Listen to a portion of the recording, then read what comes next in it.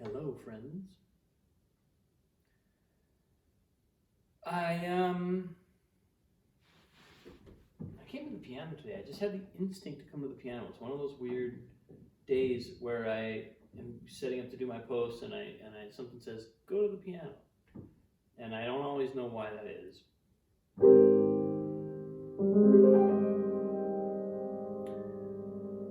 So I'm just kind of trusting that something about the music tonight is what's trying to come through.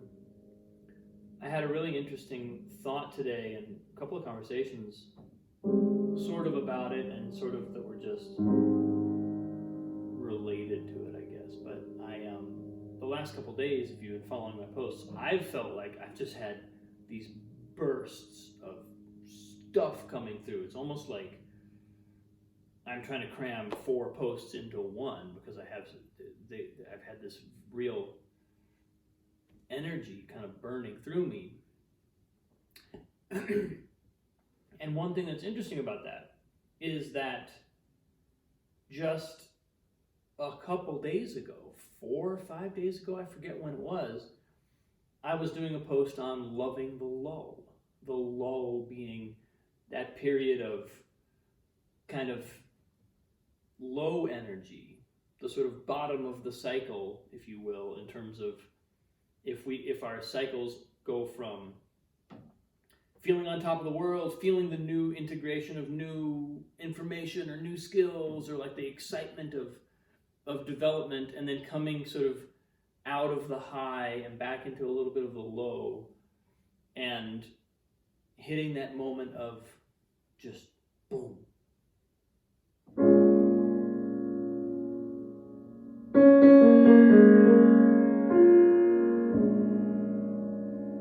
Nowhere to go. Just kind of a gray energy.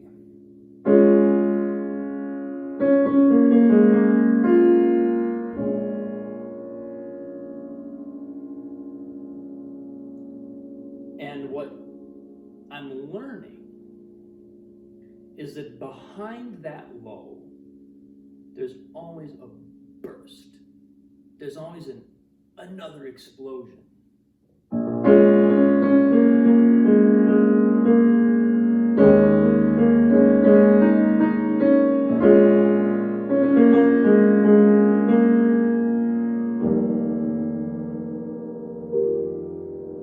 Potential energy.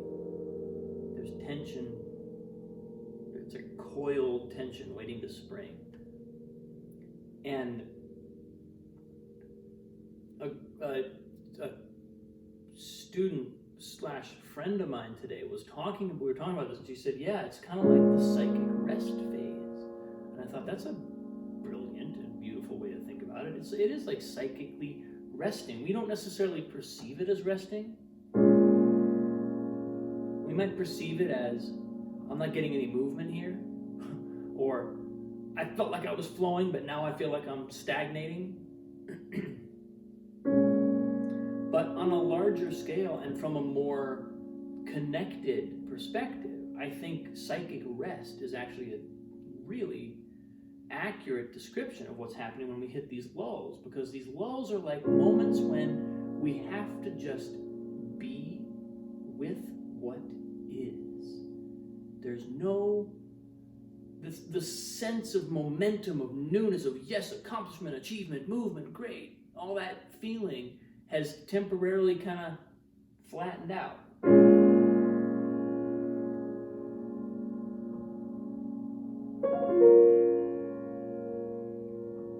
And then within that flatness, of course, we know something new is going to emerge.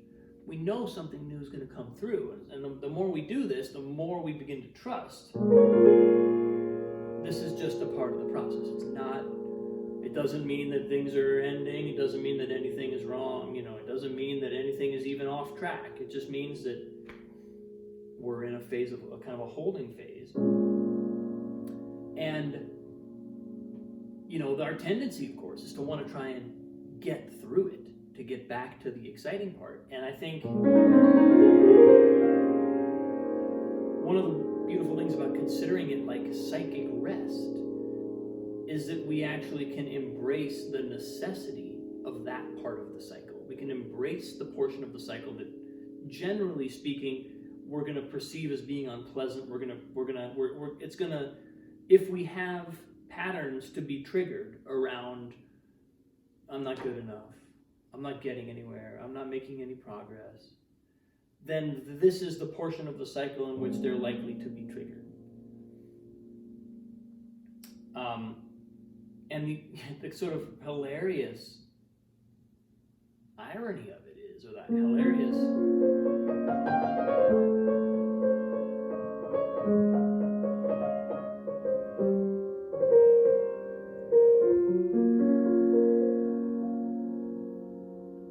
is that getting through it to the next thing, which of course is oftentimes our goal, getting through the lull,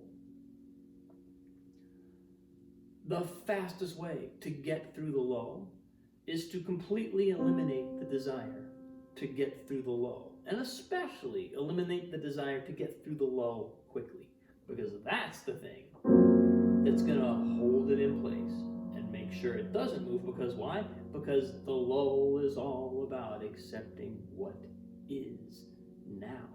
So any strategies that we have for accepting what is now as a means of getting forward, of actually not accepting it, as a means of getting through it, none of those strategies are going to work. They literally can't. That's the whole, it's almost like you're trying to outwit the universe. The universe knows better. So that's kind of the trick, because once we can actually accept the lull, love the lull, we do get through it faster. There's a burst of energy behind it. There's an explosion. There's a nuclear reactor powering through. But we have to actually accept what is. We can't pretend to. We can't do so for a little while and then get disappointed because it's not working, and then go back to not accepting. We have to actually literally accept where we are. And then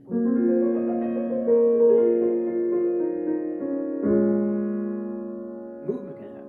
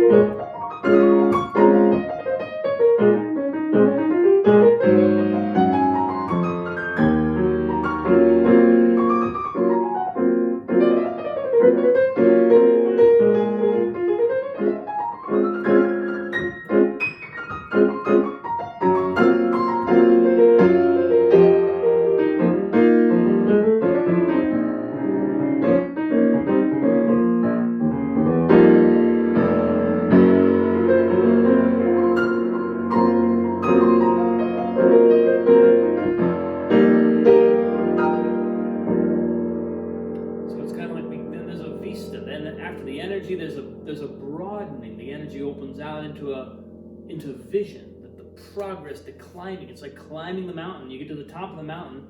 What do we have? We have a view.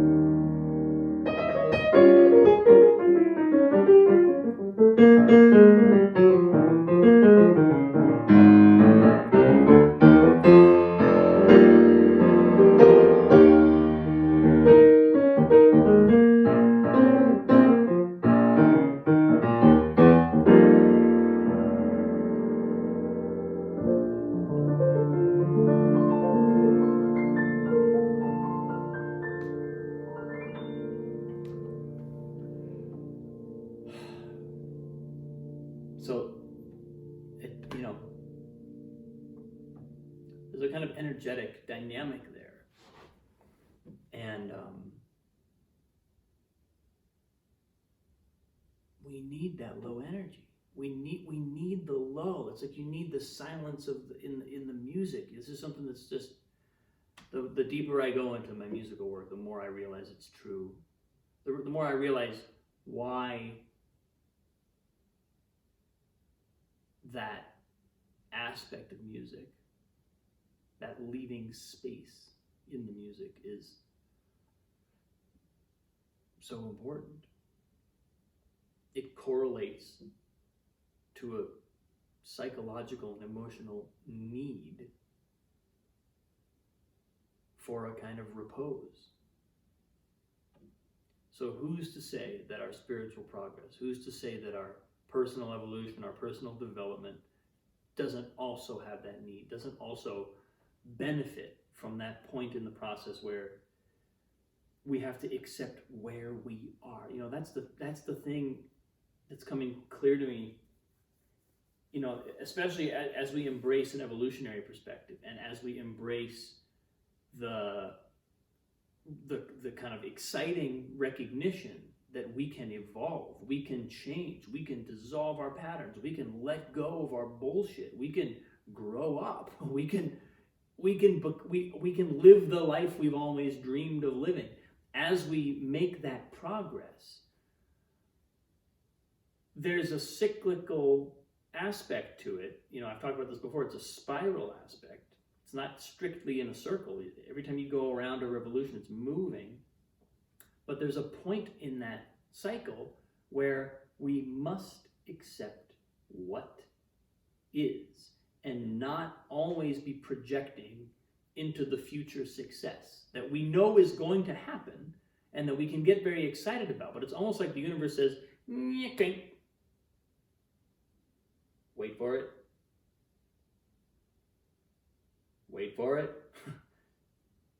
Don't get so attached to the future. Don't get so attached to the movement we're making that you fail to remember what is now. And anytime, if we can't deal with what is now, well, our progress is going to not be what it was.